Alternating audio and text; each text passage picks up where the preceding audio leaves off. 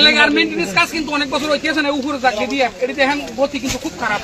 এখন প্রশাসন তরফ থেকে দেখে গেছে নি, প্রশাসনতে কাল রাতে দেখে গেছে, কোনো উদ্যোগ নিচ্ছে না। আমরা নিজে যাই তারাতে ডাকি, আমরা নিজে বস্তা টস্তা আনতে আসি। তারা কইছে লেবার করছে, তারা লেবারও দিচ্ছে না। তারা কইছে পরবর্তীকালে টাকা দিব, আমরা তার টাকা নিয়ে আমরা গ্রাম বাঁচাইতে আসি। প্রশাসনের কোনো উদ্যোগ নাই, প্রশাসনের কোনো উদ্যোগ নাই। রাত্রে 3 রাতে মিশিং করে দিয়া জল চুয়াইতে আছে। আমি পুরানো অপারেটর শান্তু ফরতুজ ডাক্তার ডাকাই আইন না, তারপরে পাইপের ভিতরে কলা গাছ পাথর দিয়া লাকড়ি দিয়া মোটর দিয়া বড় মোটর দিয়া লাগিয়ে রাখছি। অবস্থা খুব খারাপ।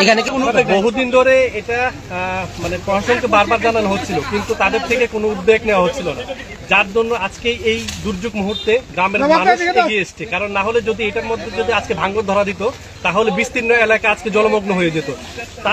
তার জন্য আজকে গ্রামের মানুষ, পুরুষ থেকে মহিলা সবাই আজকে এই দুর্যোগ মুহূর্তে এগিয়ে এসছে, যাতে এই ভাঙন রোধ করা যায়। যদি এটা ভাঙে তাহলে এখানে সম্ভবত রাস্তাটাও চলে যাবে প্রথম অবস্থায়। শুধু রাস্তা না, সুনামুড়া শহর পর্যন্ত চলে যাবে, কারণ এটা হচ্ছে মেইন গুমতি নদীর বাঁধ।